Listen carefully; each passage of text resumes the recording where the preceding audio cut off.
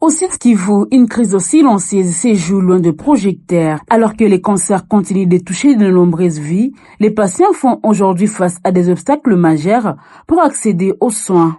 Entre l'insécurité persistante dans l'est de la RDC, la rupture de médicaments et la précarité économique, se faire soigner devient un véritable parcours du combattant. Une réalité préoccupante qui met en lumière les limites du système de santé et l'urgence d'agir. Que pensent les habitants de Bukavu du cancer et de sa prise en charge? Je pense que le cancer, c'est une maladie qui touche de plus en plus de personnes dans la région du Sud Kivu. Malheureusement, nous rencontrons des difficultés pour la prise en charge, mais aussi il y a encore des blocages au niveau de la population. Pourquoi je dis cela? La plupart des personnes consultent tardivement, que certains s'adonnent au traitement traditionnel. Pour la question de la prise en charge, il y a aussi un problème parce que dans la région du Sud Kivu, nous n'avons pas encore des traitements adaptés pour la prise en charge de cette maladie. Entre autres, nous avons la chimiothérapie ou bien la radiothérapie qui ne sont pas encore vraiment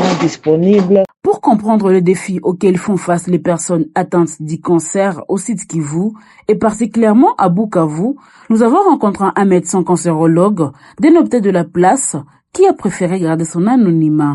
Nous sommes vraiment tristes d'assister de façon impuissante à voir les malades qui ont un problème de cancer, pour qui nous connaissons les traitements et pour qui nous savons que ça peut améliorer son état clinique et on ne puisse rien faire. Troisième défi auquel on fait face, nos patients sont eux-mêmes, vivent, comment on dit chez nous, au taux du jour, des économies capables de nous pourvoir des médicaments en termes de chimiothérapie. Les médicaments, notamment ceux de chimiothérapie, étaient fournis gratuitement. Grâce à ces programmes, les malades pouvaient être diagnostiqués, classés selon leur type de cancer, puis orientés vers des traitements adaptés. Une avancée majeure, surtout lorsqu'on sait que les molécules utilisées en chimiothérapie figurent parmi les plus coûteuses au monde. Mais la dégradation du contexte sécuritaire dans l'est de la RDC a profondément perturbé les systèmes de santé. La chaîne d'approvisionnement en médicaments est aujourd'hui presque totalement interrompue. Dans plusieurs structures sanitaires au Sud Kivu, les stocks de produits de chimiothérapie sont désormais épuisés. Les tentatives de rétablissement de cette chaîne restent jusqu'à présent sans succès. Aujourd'hui, de nombreux malades abandonnent leurs soins faute des moyens. Certains se tournent vers la médecine traditionnelle, plus accessible, mais souvent inefficace face au cancer. Sans suivi adapté,